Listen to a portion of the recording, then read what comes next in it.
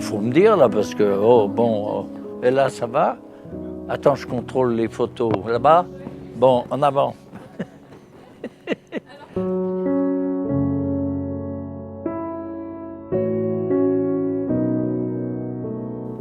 Je crois que c'est à chacun de trouver le fil de sa vie. On peut se tromper, il ne faut pas hésiter à changer de cap. Et la vie, c'est effectivement le choix d'un mode de vie qui va durer un bon moment. Alors réfléchissez avant de faire n'importe quoi. Comme moi j'ai fait au début, un peu n'importe quoi, mais j'ai redressé le cap. Il est vrai que quand je suis parti à 23 ans, pour moi, c'était pour vivre une aventure. On ne savait pas très bien ce qu'on allait chercher, trouver dans la glace. C'est après que j'ai découvert qu'on pouvait faire des choses extraordinaires, mais je ne le savais pas au départ. Et regardant dans les glaces, j'ai fait des trucs qui n'ont servi à rien. Et puis tout d'un coup, il y a eu un peu des éclairs, comme on a, je crois, chacun dans la vie. On se dit, mais pourquoi pas? Comme quand je suis parti. Pourquoi pas? Je vais y aller. Et on y va, on s'engage. La vie du chercheur, je dirais, elle est faite d'intuition, elle est faite de ses contacts, effectivement, d'opportunités. Ce glaçon, oui, je l'ai vu, et c'est vrai, et j'en revenais pas après. J'ai dit, mais pourquoi j'ai attendu si longtemps avant de penser à faire ça? Voilà. Et ben, c'est comme ça maintenant.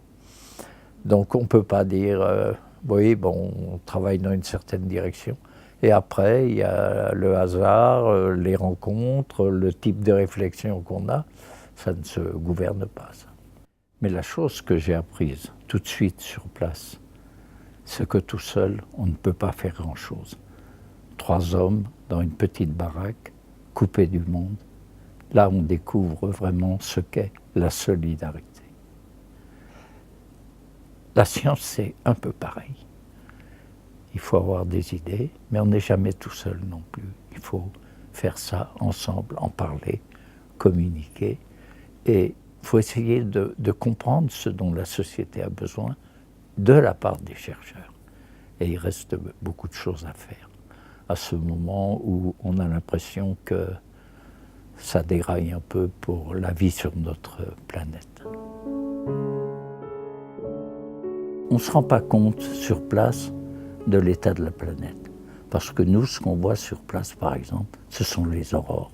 Un ciel comme j'aurais jamais vu ailleurs qu'en Antarctique, ces lueurs-là. Bon, le problème, c'est quand vous avez ramené vos échantillons, puis qu'il va y avoir des analyses de fait. Et là, on voit bien que les caractéristiques de notre atmosphère, de notre climat, elles sont fortement influencées par l'homme, disons depuis le début de l'ère industrielle. Et que si on ne change pas cette progression de plus en plus rapide, eh bien, nos enfants auront du mal à trouver que la vie, c'est bien sur Terre.